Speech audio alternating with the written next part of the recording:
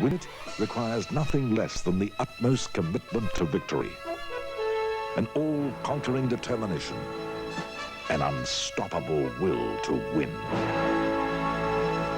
It is to work, to sweat, to bleed.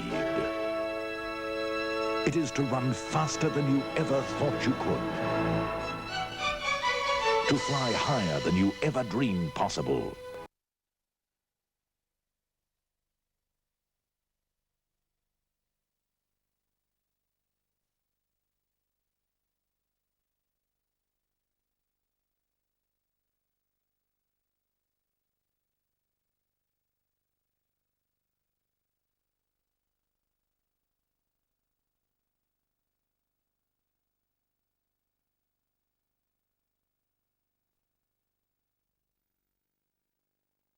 Peter Knights, who's out with a leg injury, arrived with his son, and so too did John Kennedy, who arrived on crutches. It's been a very, very disappointing year for those two players, but they're here to urge their teams on.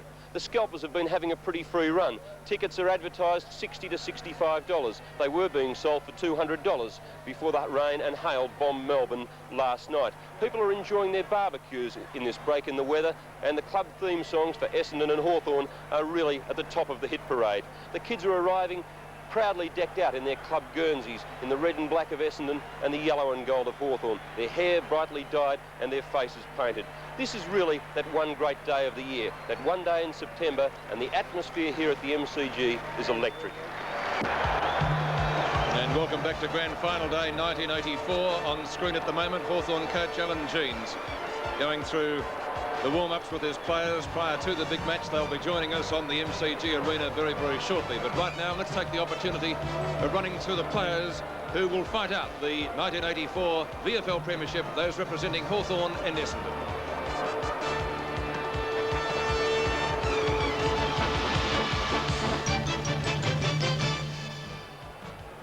...100 yards, and the moment they bounce the ball and someone gets flattened, which they usually do in a grand final, bang, it just goes bang. Well, there they are in the dressing room now, and I can just imagine how those players are feeling, Bob, because they're certainly all keyed up. Well, you've only got to look at the expression on the faces, Lou, just to see how keyed up those players are. Lee Matthews there, and there's the Prime Minister Bob Hawke, but he really looks a lot more relaxed than Alan Jeans, and it's not surprising so.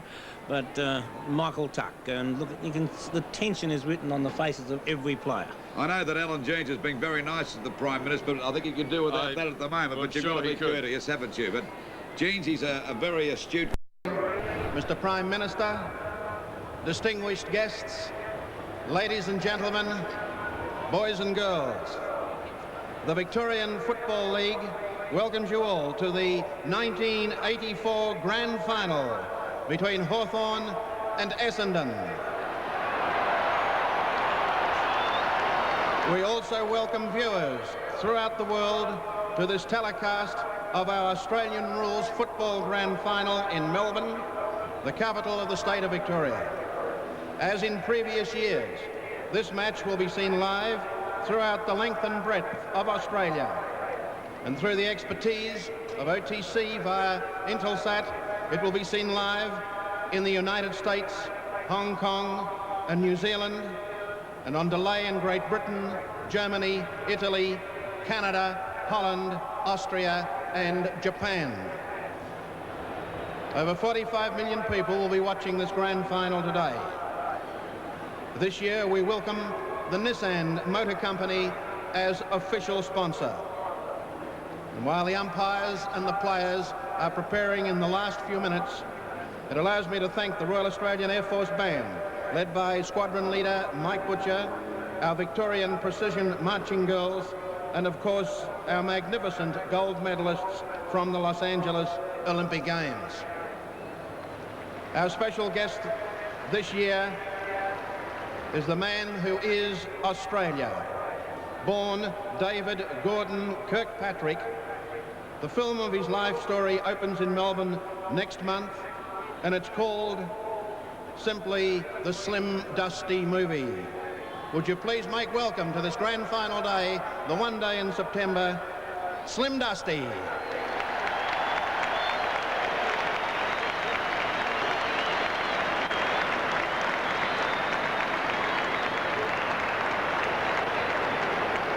Thank you very much indeed. It's great to be here for such a great event. I'm sure you're going to see a great game, and a big welcome, very friendly Australian welcome to the world looking in on this very special occasion. Thank you very much. Here we go right now.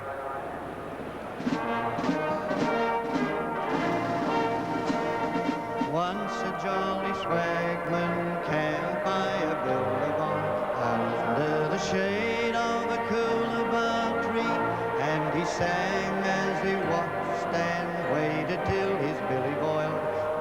Come a waltzing Matilda with me, waltzing Matilda, waltzing Matilda, you'll come a waltzing Matilda with me. And he sang as he watched and waited till his billy boiled. You'll come a waltzing Matilda with me. Down came a jumbuck to drink at the billabong. Up jumped the swagman and grabbed him with glee, and he sang as he stowed that jumbuck in his tucker bag.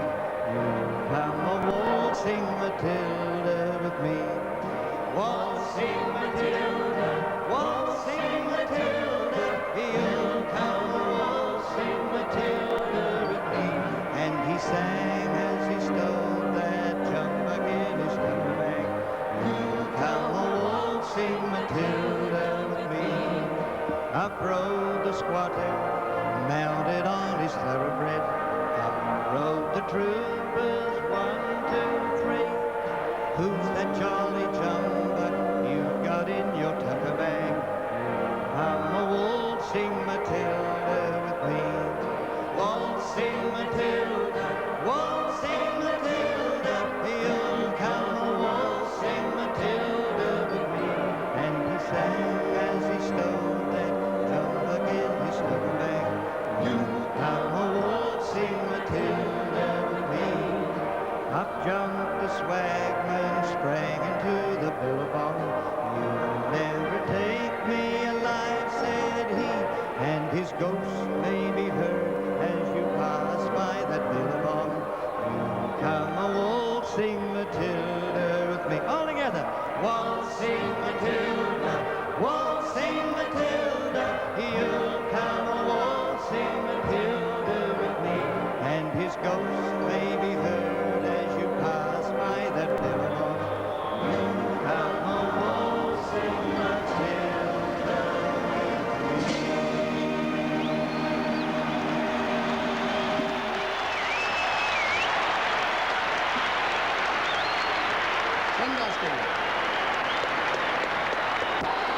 And here comes the Hawthorn side, led by captain and 300-game veteran Lee Matthews. I think this is his 5th grand final he's played in too, Peter. Yes, he played in the Hawthorn successful grand final side against St Kilda in 1971. He was there in 76, 78, last year, and again in 84. Bob, I think if you were picking a side, the best Victorian side you could possibly pick to win a premiership, I think Lee Matthews would be one of the first players picked. You'd never pick a side without him, no matter what it was for, Lou. And it doesn't matter what age he'd be either. As long as he can run, Lee Matthews is value out on the ground. Let's look at last week when Billy Duckworth did such a great job, but Matthews still kicked 3, or 2 weeks ago, I should say. He still kicked 3 goals and gave away a couple. So if you consider that that was one of his lesser days. That's right. And plus the fact that when they were in trouble, it was Lee Matthews that lifted the side to win the game. And that's typical of Matthews, but they have plenty of match winners in their side. We saw Judge do so well, particularly in that first quarter in that second semi-final when he kicked a couple of quick goals. And of course, we must remember there were about 6 players in the Hawthorn side that were down the drain as far as form was concerned too. And Green, the Brereton, Curran, Michael Tuck wasn't up to top form, and we mentioned Matthews, and quite a few others weren't playing that well either, Bob. Yes, the basic lineups of both sides will be very interesting to see, Lou, and just how the selectors see it. Both sides have a wonderful problem. They've got too much talent. Alan Jeans, the Hawthorn coach, who led St Kilda to their only premiership back in 1966. He was on the losing end in 1965 when St Kilda were beaten by Essendon, but coached Hawthorn to victory over the Bombers last year in 1983. That was their 5th grand final success. Hawthorn playing in their 8th grand final.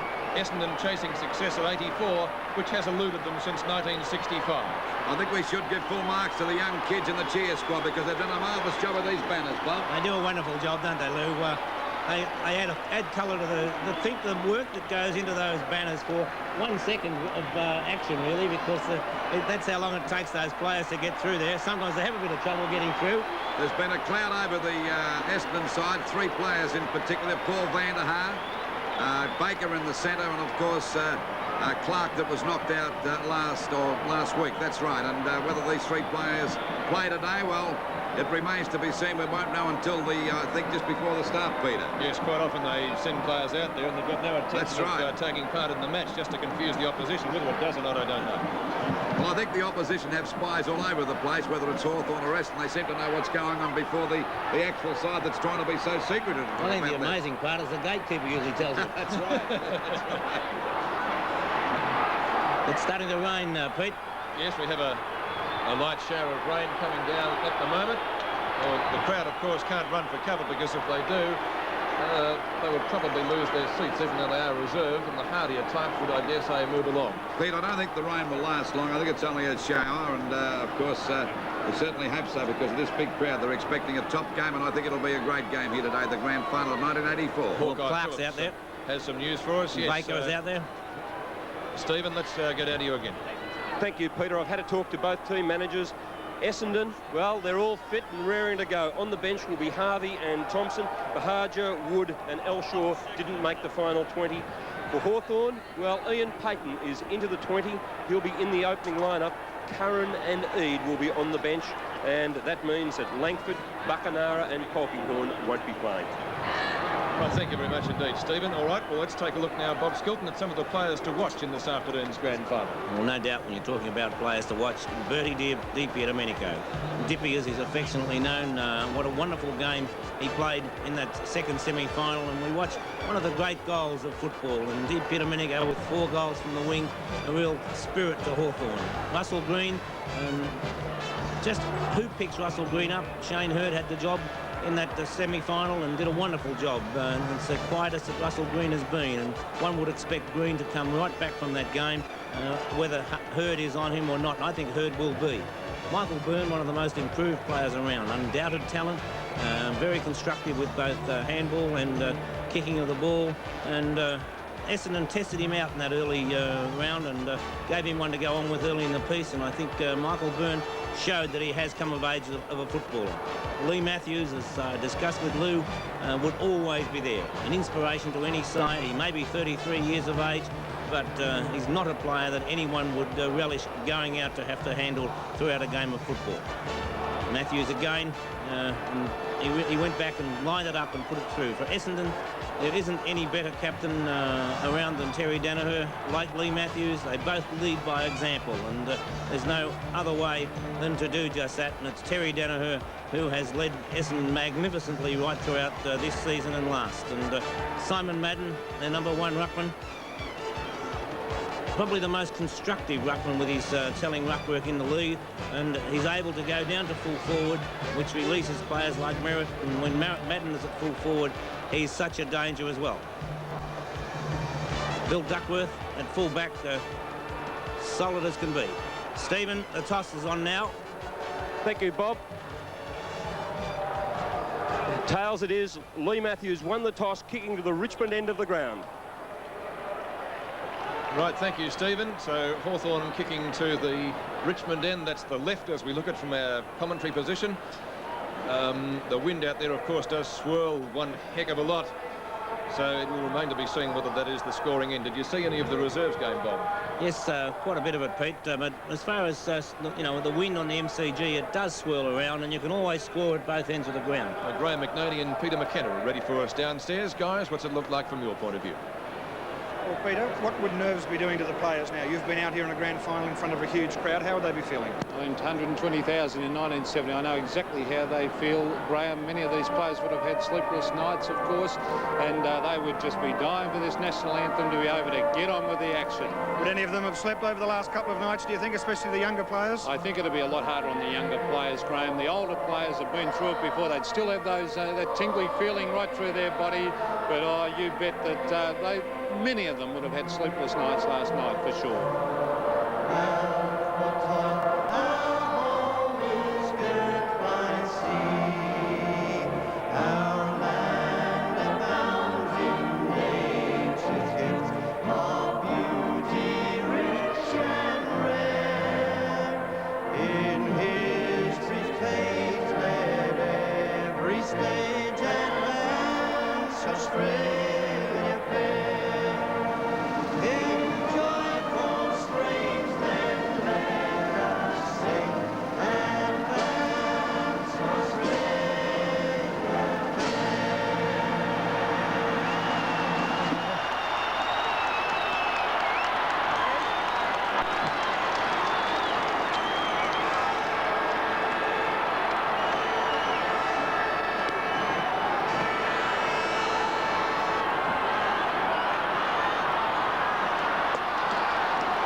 And we welcome at this stage viewers through ESPN in the United States with the news that the weather in Melbourne is cool and a little bit overcast.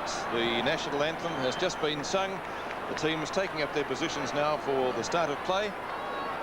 And to all our viewers in the United States, and we have a few extra ones this afternoon because Australia's Davis Cup team over there will be very interested in the result. Neil Fraser, Pat Cash, Paul McNamee, Mark Edmondson, Mark Kratzman will be very keen to find out how the teams perform, especially Pat Cash and Paul McNamee, who are very keen Hawthorn and Essendon supporters respectively, and also to our crew over there too, Alan Stone, Sandy Roberts and our camera crew.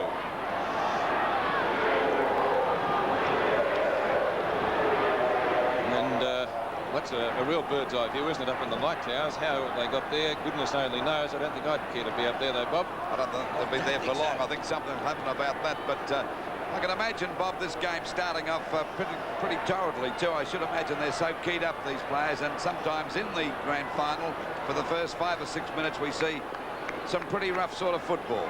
We certainly do, Lou, and the first 5 minutes of the grand final is often not the best brand of football because nerves take over and the tension which has gone right throughout the week and the players are really uptight and don't necessarily play the fluent football that one can expect of them, but that's the pressure of a grand final. Certainly is, and of course I think Bob mentioned during the summing up there of the players that it'll be interesting to see just who picks up who, Bob, because the Bombers have been very successful with this tagging method they've had going over the last few weeks, particularly in the finals. Yes, well, I do notice that Dunnell is on the wing on Di Domenico, Nagel on the opposite wing. Green, I know, has been selected in the back pocket. Duckworth under Matthews, but that's no surprise. Madden has gone to full forward. And of course, he's picked up by McCarthy. Or is Danaher going to full forward? Well, Madden's down there in the pocket. Umpire Rowan Saws checking with the readiness of players. Players taking up their positions now. Hawker has the job of minding Judge. Di Domenico and Hearn.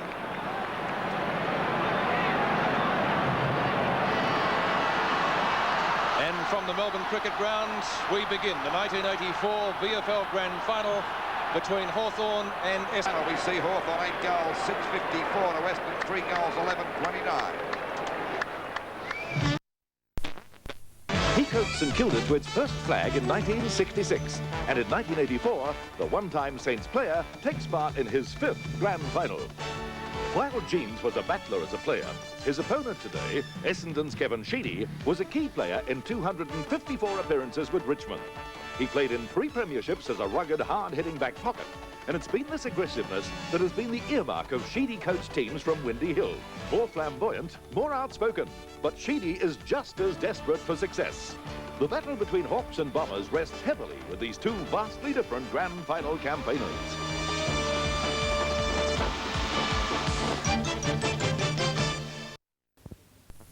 A small piece of Melbourne that has been the scene of a nation's sporting triumphs. Australian football has its roots here. Though fashions have changed and the camera work improved dramatically, the outcome of this match back in 1909 thrilled the young city, just 60 years old. Collingwood and Richmond clashed in 1929 as the Magpies moved to the third of their quartet of premierships. Bodyline erupted in 1932 as England and Australia went to war on that famed centre wicket. A West Australian named Ern Henfrey led the Blues to the 1947 flag, but 2 years later, it was to be a youngster named Coleman from the seaside town of Hastings who kicked his 100th goal in his first season in the grand final. 1956 was an Olympic year, and for the first time, the athletes of the world gathered under the Southern Cross. The names of Cuthbert, Strickland, Fraser and Rose were inscribed into the nation's heritage. Collingwood won the centenary premiership on this ground in 1958, ending Melbourne's hopes of winning 4 flags on end. It's been the meeting place for royalty, for gospelers, for men of God. It's witnessed good, some bad, and some outright brilliance. In 1977, this ground erupted to the chant of nearly 100,000 Australians as Dennis Lillee tore the Englishman's hearts out in the centenary test match. 6 months later, even more people saw North Melbourne and Collingwood draw their first grand final encounter and then meet 7 days later in an historic rematch. From wooden stands set amidst a woodland setting, this ground has grown with its city to become the vast Coliseum, the home of the big crowd, the big event, the VFL Grand Final.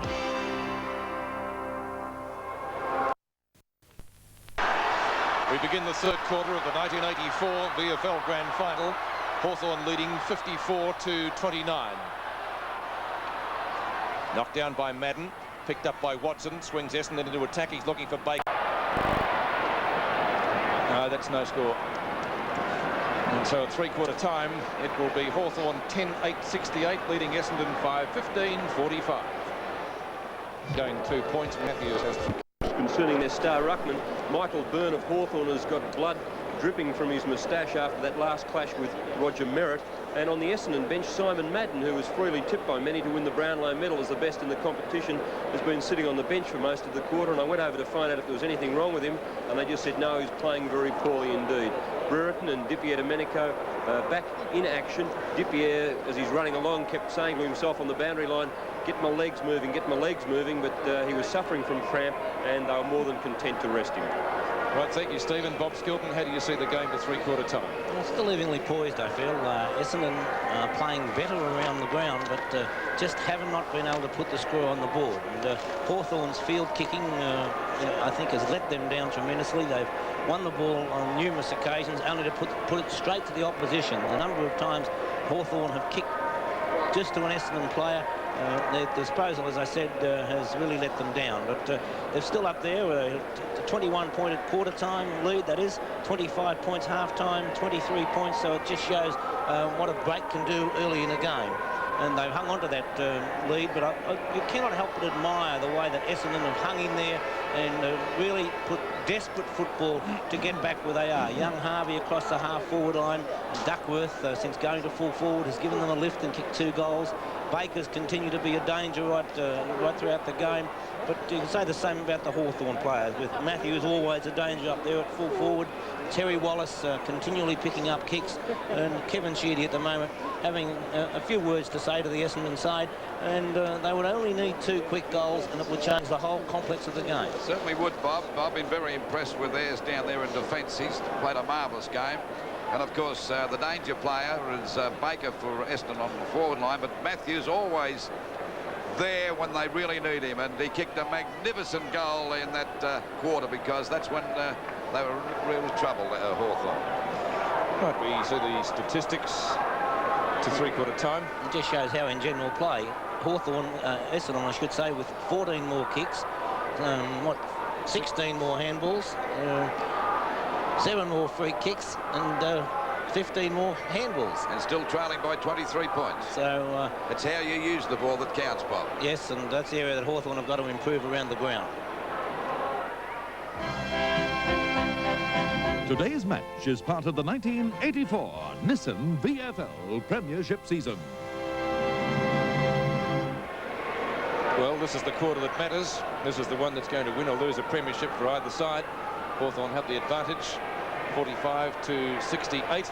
But of course, the way football is played these days, anything can happen, and it can happen pretty quick. Certainly can, Pete, and of course we're very honoured here today because one of our commentators, Bob Skilton, will be down on the ground after the match to present the Norm Smith medal to the best player on the ground today. You must feel very honoured about that, Bob. He's very proud to, that the VFL have asked me to do that, Lou, and we know that we're a great player that wins it, but there's still a long way to go at the present moment. And this game very open as far as I'm concerned at this stage. Well, I wouldn't say that Hawthorn are certainties to win it, but they're certainly in a better position now that 23 points. It's nice to go into the last quarter with the way that they play football. And the thing that I admire about Hawthorn's play most of all, Bob, it doesn't matter what state of the game or what state the game's in. They never change their pattern of play. They keep on at it all the time. They've got tremendous concentration and their application is superb. Yes, and I think full marks to Essendon for exactly the same thing. You know, Hawthorn did get the jump on them, and a great burst of football in that first term. But from that moment, not one Essendon player has dropped his head. They've kept at it. The persistence, I should say, of players like Hawker across the half-back line. Weston and those players haven't done a great deal, but they've maintained tight concentration on their opponents right throughout. And, as I said before, if they could be lucky enough to kick the first goal, maybe get a couple of quick ones, then we're right in there with the game again, because Hawthorn look a little bit tired, but maybe they look tired because their disposal has been bad. Well, I don't know if we'll get any rain before the day's over, but I just... is that raining out there now, Pete? No, it's not.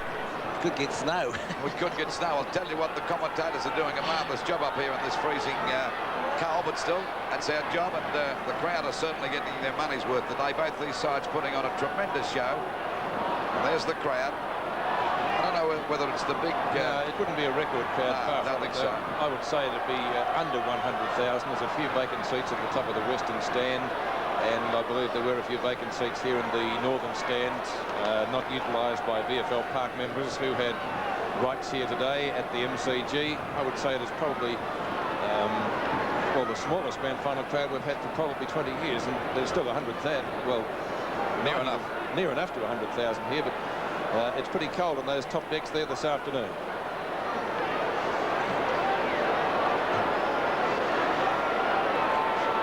Alan Jeans comes off the ground to make his way to the coach's box. And I think Merritt and Ezard went to the bench for Essendon. So we're all set for the final term. We welcome viewers once again through ESPN in the United States. And here we go, the final quarter.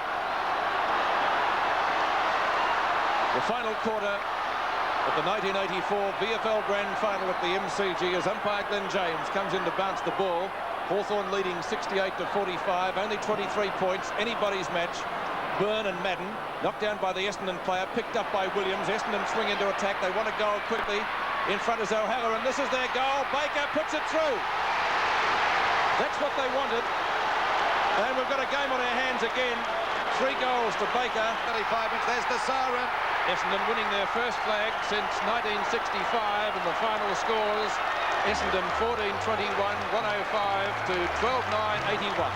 Full marks to Essendon, a great performance, but all the praise would have to go to their coach. And there they are, there's the coach of Essendon, Kevin Sheedy, receiving congratulations from all around.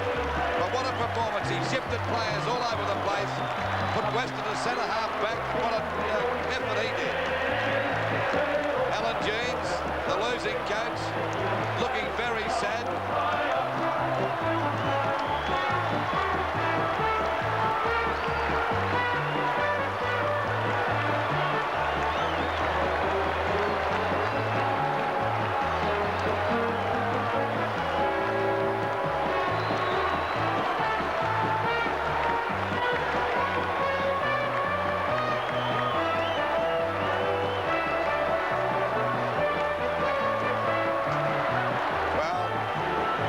Said before, you've got to say that Sheedy made some great moves. He never panicked, Pete. He put Weston as centre half forward. When they were having a bit of trouble in the early part, they had him. He put Duckworth down to the forward line, would liven that department up, moving Danaher down on the back line and bringing Bradbury back in the game. Also resting Matt for 1 quarter. All these moves paid off, and even though the players put up a tremendous performance to fight back like they did, we've got to give a lot of praise to Kevin Sheedy. He knows a lot about football, playing in 4 grand finals himself, and of course in 3 winning grand final teams. All right, well, the Hawthorn players had the job of watching Essendon receive the medals this year. We'll take a break and we'll be back at the MCG in just a few minutes. Welcome back to the Melbourne Cricket Ground and telecast of the 1984 VFL Grand Final. I just wonder if we can get a shot at the scoreboard at the moment. I should mention that our director, Alf Potter, retires today. And on behalf of all the commentators, Lou, I'd like to thank Alf for his assistance in the football. He's been great to work with, and Alf, you've done another great job. Yes, Alf, congratulations. He's been a marvellous man. He's been the skipper of the crew here, and we wish him all the best. We certainly do, Alf. All right, let's go down to Stephen Phillips now, and Stephen's right amongst them. Unbelievable moments down here. I'm with Glenn Hawker. Glenn, the last quarter, amazing. Oh, mate, Steve, I never thought it was going to finish there, actually. But I was just so stoked when we won it. The best thing that's ever happened to the football club. Some of the boys with tears in their eyes. Yeah, have been a long way. I was going to say, some of the guys like Gary Folds and Simon who've been around here for 10 years, you know, they've just been waiting for this moment. It's great. Well, let you keep going with it. We'll see if we can grab the coach. Thanks. Back to you, Peter. Right, thank you, Stephen. And Stephen always first to get the interviews downstairs. Well, the Hawthorn boys on the receiving end this year. They won it last year by a record margin, but they fell in a heap in the final term this year, and it was, of course, Essendon's flag. Let's go back to Stephen. And with me, I've got the coach, Kevin Sheedy, surrounded in well wishes. Kev, lots of moves, lots of desperation in the last half. Yes, well, you know, I felt that we would be right to peak. We got off to a bad start, which was very disappointing, but, you know, as I'd said during the week, I thought that our players had improved throughout the year, and I thought the last couple of finals games would have done them really good. 9 goals in the last quarter after the early start. I wouldn't know what they kicked in the last quarter. I just wanted to keep kicking them. Simon Madden on the bench early. You put him on. He sort of burst in there, and Billy Duckworth did a magic job all day. Yeah, Duckworth has been a great player. I mean, that's one of the areas where I was hoping to have Steve Carey, so I could have had Duckworth up forward earlier. Kev, the glory's all yours. Go and enjoy it. Oh, right, thanks. Now let the players have it. Kevin Sheedy. Back to you, Peter. Right, thank you, Stephen. Well, now we have the introductions to be made to the Essendon players. And, of course, the champagne bottle will be produced, or bottle, should we say. And, of course, the VFL Premiership Cup. And then, of course, the players will go on a lap of honour with the Premiership Cup. Premiership Cup. But this is what the supporters want to see. However, before we invite His Excellency the Governor, Sir Brian Murray, to do that, we have a very special announcement to make, and that is the name of the winner of the Norm Smith Medal. This medal is awarded to the player judged by a panel of 5 judges to be the player of the grand final. The first announcement and the first presentation is to the winner of the Norm Smith Medal. Bobby Skilton will make the presentation of the Norm Smith Medal to Billy Duckworth.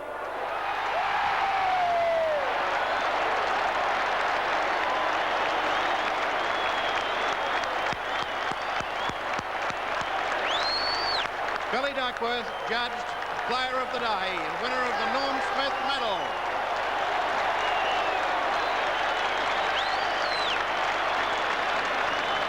Ladies and gentlemen, congratulations to the Essendon Club and well done Hawthorn. To make the presentations, the Governor of Victoria, Sir Brian Murray.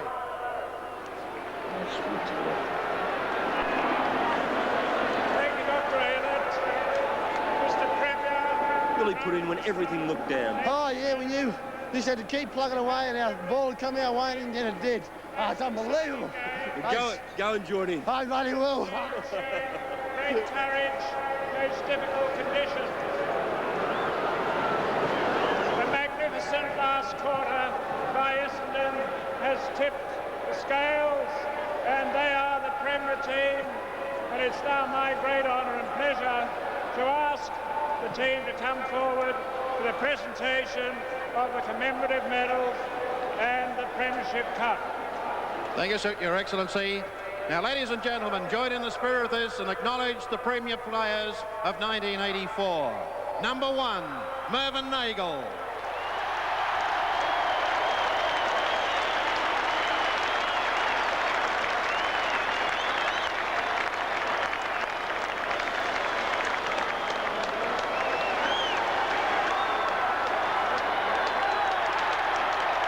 4, Leon Baker.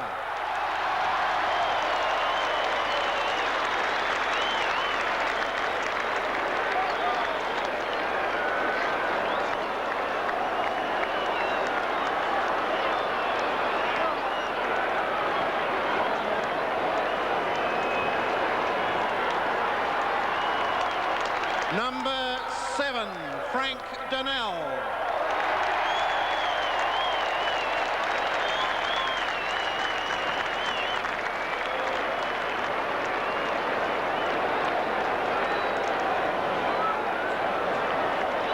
Number 8, Neil Clark.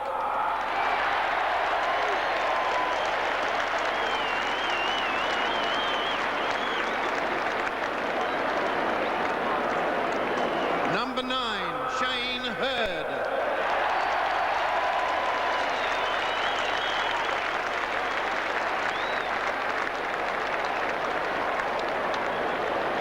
Number 10, Gary Folds.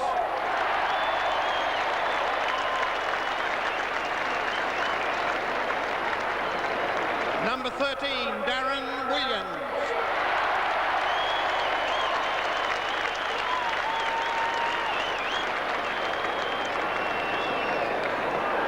Number 15, Alan Izzard.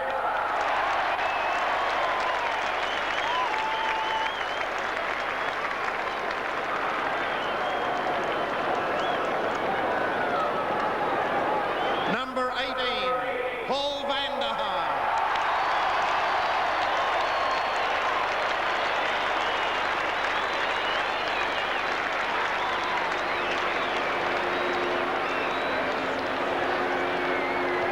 Number 22, Bill Duckworth.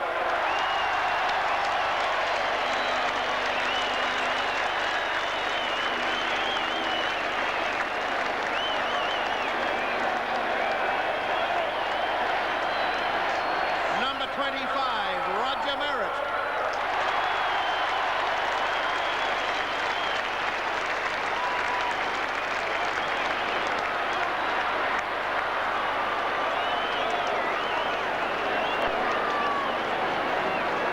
Number 26, Mark Thompson.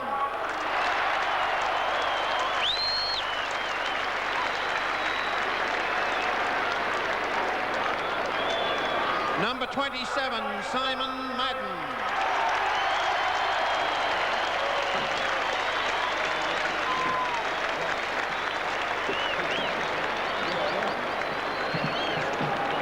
Number 28, Paul Weston.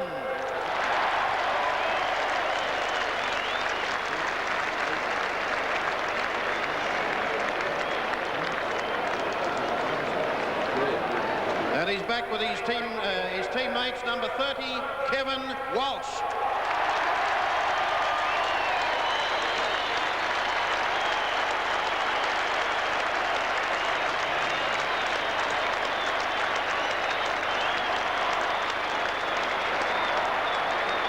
Number 32, Timmy Watson.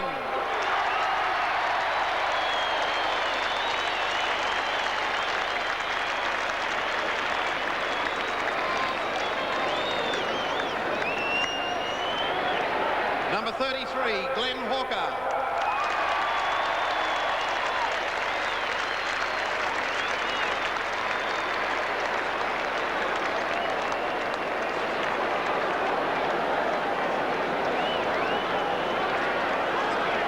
Number 36, Peter Bradbury.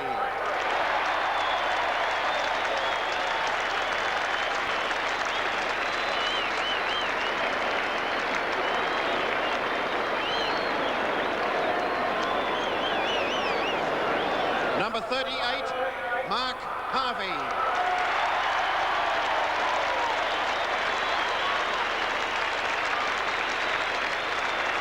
And the final medallion to be presented, number 5, Captain Terry Danaher.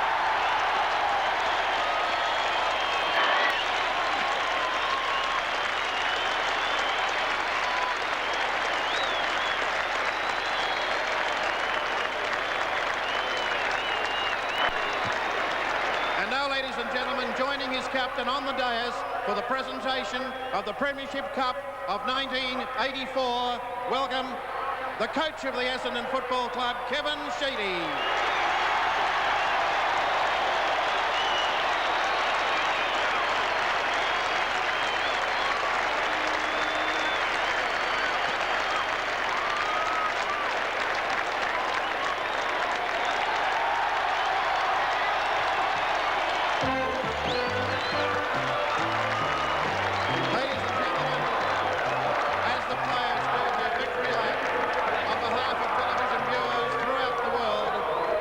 Congratulate the Premier team of 1984, the Essendon Football Club.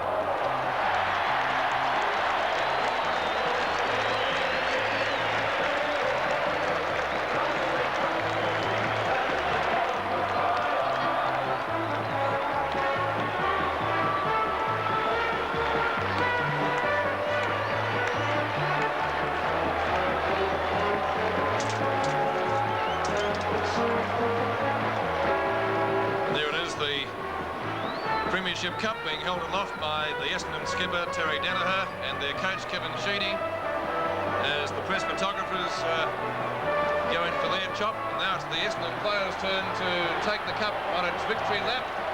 This is the one that they've been waiting for 25 years. There's some pretty happy boys down there, Pete, I can guarantee you that.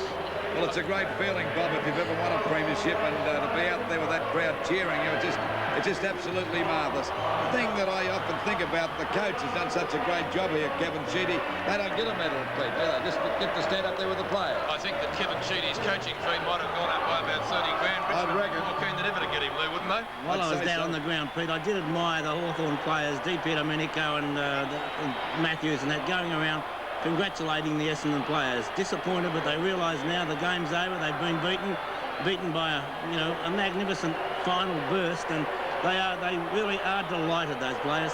Well, I think you'd have to give a lot of credit to Sheedy because of those moves he made in that last quarter, bringing Madden onto the ground, who was everything he did came off. That's right.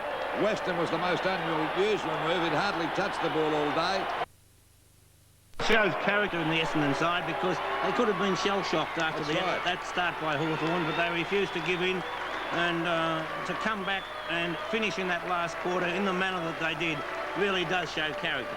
It's a funny thing about winning a grand final. Before you play in the grand final, you say to yourself on the Saturday morning, the Thursday night, if I'll win this, we'll have a fantastic time Saturday night. But the players are that tired, it becomes an anti-climax. It's a couple of days later you realise you've won the flag, and then you start to celebrate and enjoy yourself, Pete. Well, I think it probably be record sales at the Essendon Social Club tonight out there in Brewster Street. I don't think the residents will get too much sleep. That's right.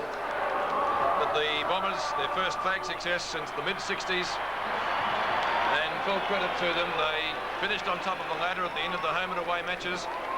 They were defeated by Hawthorn in the second semi-final. They came back today, though, to prove that they were the best side in the competition this year. So there it is, Premiership Day, Grand Final Day, 1984. Wherever you've been watching, we hope you enjoyed the telecast. Lou, it's been great to work with you again during this year. Thank you, Pete and Bob. And same to you, Bob. Thanks very much, Pete. Well, we certainly hope that wherever you've been throughout the world or throughout Australia, you've enjoyed the telecast through Channel 7. It's been a great game, a great final series, except for one bit of a flop there last week. But we can't help that, Collingwood supporters and Collingwood football team. Never mind, though. It's always next year, isn't it? Certainly. Okay, hope you enjoyed the match. A great grand final, one of the more memorable ones. And from all that Seven Sport, Lou Richards, Bob Skilton, and Director Alf Potter, who of course retires today, and their crew who have worked tirelessly from the early hours of this morning. Good afternoon to you all.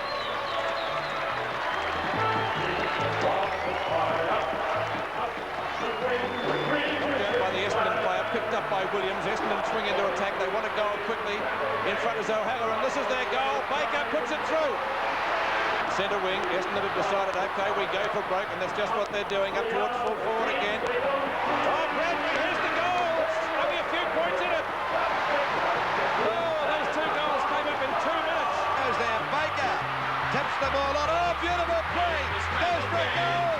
And I think they've hit the flag. Oh, Walsh got one from DP and Domenico. Caught him on the point of the chest. Banger knocked off. There's a game from Weston. He put it through for a goal. Got to be for the hand pass. Coming out of the Watson. This could be another